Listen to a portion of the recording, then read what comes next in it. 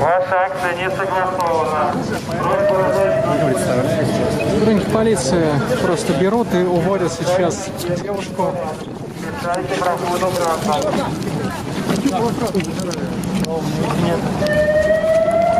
И молодую.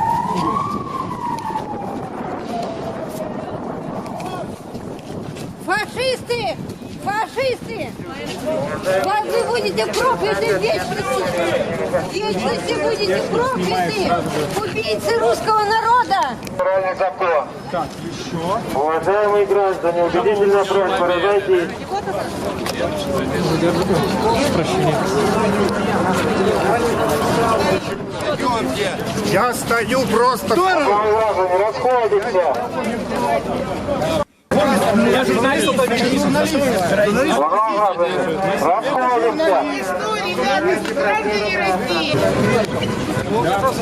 Дает человек интервью, его забирают.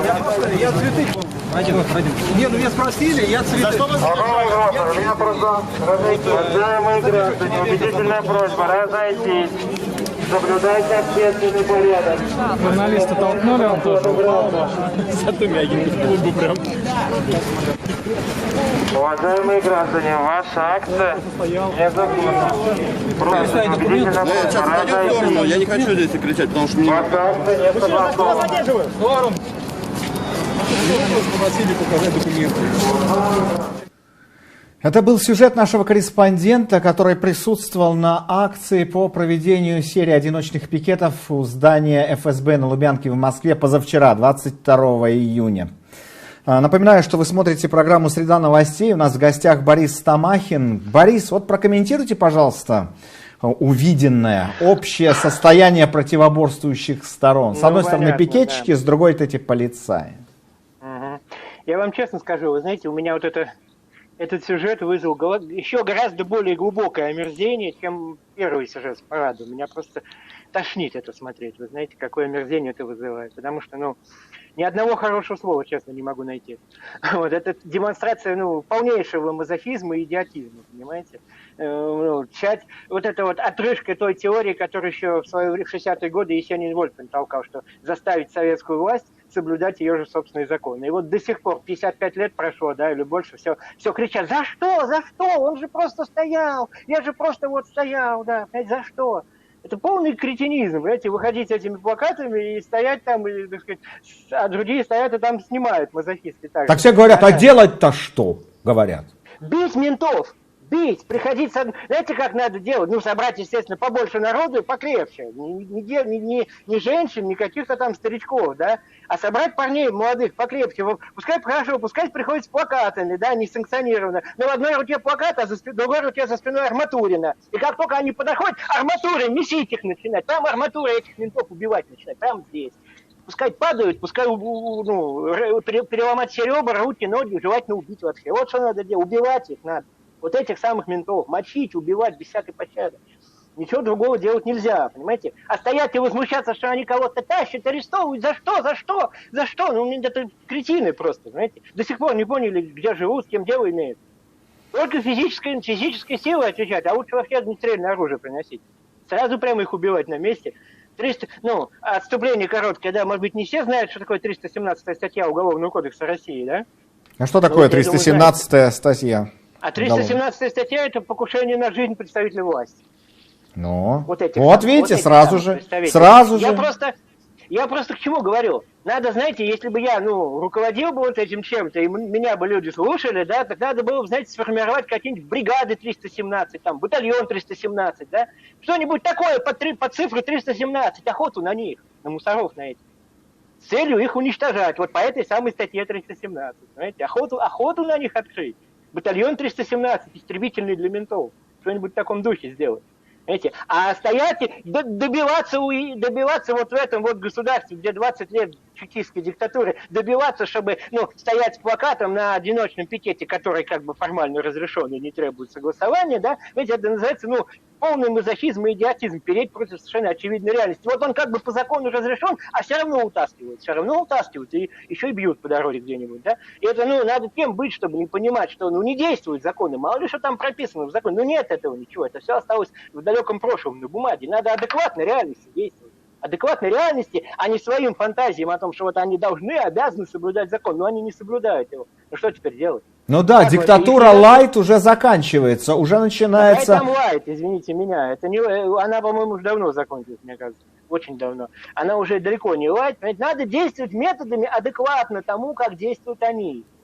Надо физически истреблять полицию. Я просто конкретно, четко об этом говорю. Полицию, вот эти все спецслужбы, просто физически их истреблять. Отбивать у них желание, так сказать, кого-то винтить, кого-то сажать, какие-то дела уголовные расследовать. Просто на них охоту открывать, чтобы они жертвами падали, так сказать. И все. Вот это единственный способ борьбы с диктатурой, понимаете? До Путина трудно добраться, у него там охрана серьезная, он далеко, да?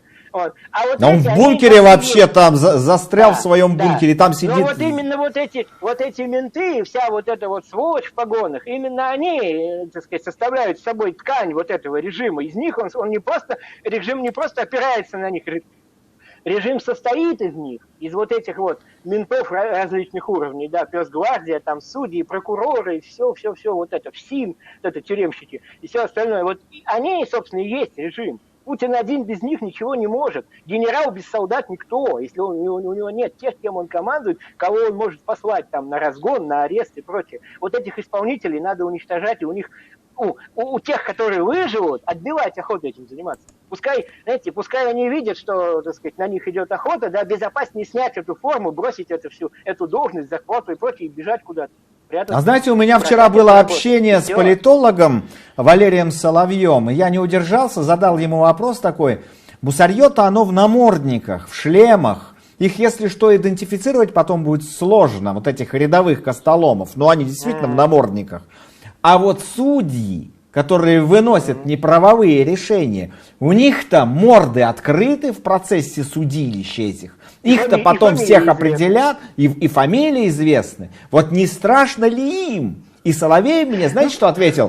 Он мне ответил, что типа да, они очень сильно боятся, их переполняет поистине животный страх.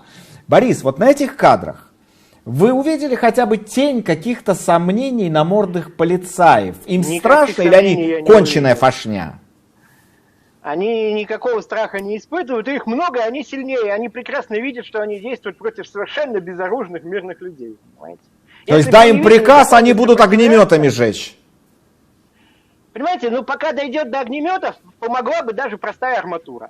Вот на этом конкретном вчерашнем пикете, который сейчас... Даже простая арматура, даже камни, даже, я не знаю, цепи велосипедные, все что угодно. Но они же застрелят просто, из пистолета просто возьмут да застрелят. Значит, и по ним надо стрелять, и все. Действовать надо адекватно врагу, а желательно с опережением на шаг, понимаете? Если они стреляют, то их надо, я не знаю, можно придумать много, технических средств очень много. Брать у них в процессе, так сказать, борьбы с ними, с убитого снимать оружие, все, что там у него есть. Вот так надо действовать. Это война, это самая настоящая война, понимаете? И смешно говорить, что мы имеем право здесь стоять, и все. Это, понимаете, это, как вам объяснить, это страшное унижение, на мой взгляд. Отвратительное, совершенно омерзительное зрелище. Унижение и демонстрация собственного бессилия. Собственного полного ничтожества и бессилия. Я тоже выходил на площадь, меня тоже винтили, только это было 20 лет назад, когда было все-таки помягче. Я тоже это пережил. Потом я сидел 12 лет по тюрьмам. Это уже, понимаете, это отвратительное совершенно ощущение полного бессилия и унижения, когда ты не можешь ничего. У тебя нет сил противостоять системе. Ты один с голыми руками против банды вот этих вот в бронежилетах, там, с палками, с дубинками, с наручниками, со щитами, с чем угодно. Знаете, они просто чисто физически сильнее, и все. Они тебя прессуют, вот затаптывают, все, под асфальт тебя закатывают, и все. И ты ничего не можешь сделать, хоть убейся. И даже с собой покончить ты не можешь, там это тоже не дают. Вот. То есть, понимаете, надо, единственный выход это стать сильнее, стать сильнее их, в конце концов, нарастить свои возможности до того, чтобы отвечать им тем же и с опережением на шаг, чтобы они бежали, понимаете? Чтобы они боялись выходить, чтобы они снимали мундиры и уезжали куда-нибудь из Москвы, там, бог знает, прятались. Еще такой вопрос, Борис. Такой, Вот что надо делать-то с ними? Такой вопрос. Многие убеждены, вот тот же самый Соловей, Геннадий Гудков, Леонид Гозман, Игорь Чубайс, кстати, они убеждены, что народ однажды вот возбурлит, поднимется он, либо в бунте поднимется, либо в каком-то, ну, я не знаю, массовом восстании осознанном. Наши эксперты называют разный набор условий, который может заставить массы вывалить на улицы, на площади, но такая уверенность у них есть. А вы в это верите, по крайней мере, на сегодняшний день? Знаете, я, во-первых, в это не верю, вероятность этого очень мала. А во-вторых, даже если это и будет, по-моему, я вам приводил, или в каком-то другом интервью я приводил известную цитату Новодворской о том, что голодные рабы не могут быть авангардом революции, они должны быть предметом попечения благотворителей и просветителей. Вот. А за права и свободы должны бороться люди сытые, благовоспитанные, которые ценят права и свободы как таковые, которые не нуждаются в попечении вот этих вот, так сказать, каких-то государственной заботе, которые свои права отстаивают, а не право на государственную кормежку и бесплатную похлебку. Так что же это получается, что только извне можно этот фашизм победить? Все? Понимаете, если будет бунт халявщиков, бунт люмпинов, этот бунт быстро подавят, он не организован, да? Он не имеет ни центра руководящего, он никаких структур, ни оружия, ничего, да? И, в общем-то, что будет-то? Он будет подавлен, разогнан и уничтожен. Вот мы сейчас наблюдали в миниатюре вот это. Полный разгон и все. Я по-моему, когда-то говорил вам, по-моему, в интервью, что их с воздуха можно поливать. В воздухе же господствуют они. Вертолеты же есть. Знаете? А если нет, если будет другой сценарий, допустим, вдруг почему-нибудь они не захотят тут, чтобы по колено крови было в Москве на улицах, да, допустим, почему-нибудь вдруг они не решатся на такое, хотя маловероятно. И что, кинут косточку какую-нибудь, изыщут где-нибудь, что-нибудь там, какое-нибудь повышение пенсии или пособий какое-нибудь выдадут лишнее, и все, косточку им кинут, и они успокоятся. Понимаете, кто бузит вот именно за жратву, за халяву, за вот это государственное попечение, им немного надо, и они не те бойцы, которые способны чего-то всерьез добиться, понимаете? Они, если даже повалят вот этот, теоретически, вдруг, я в это не верю, но вдруг представить такое, они опрокинут вот этот режим, да, который уже 20 лет уже существует. И что будет? Что они организуют? Демократию по-американски, что ли? Черт с два. Традиции-то какие? Куда денутся традиции-то вот эти тоталитарные, там еще ордынских времен начиная? Все это пойдет опять по кругу, и опять возникнет новая диктатура, новая советская власть, там опять начнут строить социализм, и выдвинется очередной вождь, который, так сказать, поведет верным курсом и единственно правильной дорогой. Все будет опять то же самое. Другого не растет, кроме тоталитарных диктатур и вот этих вождей. Вот. Сергей Попов из Украины спрашивает вас, Борис. Сергей Попов из Украины спрашивает, да. Можете сравнить двух президентов, Зеленского и Порошенко? Ваше мнение очень интересует. Спасибо, надеюсь, вам в Киеве лучше, чем в Москве. Конечно, лучше еще бы. Спасибо за вопрос. Как сравнить? По каким критериям? Конечно, знаете, когда Порошенко был президентом, я-то в тюрьме сидел все это время. Я наблюдал только по российскому телевидению и по письмам по письмам друзей, которые мне тоже рассказывали, что делается. Тогда было много претензий к Порошенко, много. Не только каких-то коррупционных, которые меня тогда, честно, не очень интересовали, но и вот само то, что он там подписывал вот эти минские договоренности, то, что он недостаточно твердо вел свою страну курсом на отстаивание независимости, что он там где-то, так сказать, допускал какие-то компромиссы с врагом, все время говорили, что у него эта фабрика шоколадная в Липецке, что он ее никак не продаст. А кто-то говорил, что он ее не может продать, потому что там у него заблокированы счета и все там, короче говоря. Я не очень в это вникал, если честно. Я сам был к нему критически настроен, да. По этим же основаниям тогда что-то письмо в 2015 году на темы вот именно того, как я считал бы разумным и правильным отстаивать независимость Украины, потому что независимость Украины для меня была крайне важна и тогда. Ну, а сейчас, конечно, по сравнению с тем, что сейчас, это, небо и земля. Украина провалилась сразу, очень глубоко, от того уровня, который был, она провалилась в какой-то колодец просто, да. То есть сдача позиций на международной арене, сдача Украины Москве пошла просто, утроенными какими-то усиленными темпами при Зеленском, да. То есть эта команда, она себя позиционировала как каких-то таких продвинутых людей, что они на внутреннем фронте, они какие-то такие чуть ли не либертарианцы, они тут введут экономику такую свободную, там снизят налоги и прочее, они этим в основном козыряли.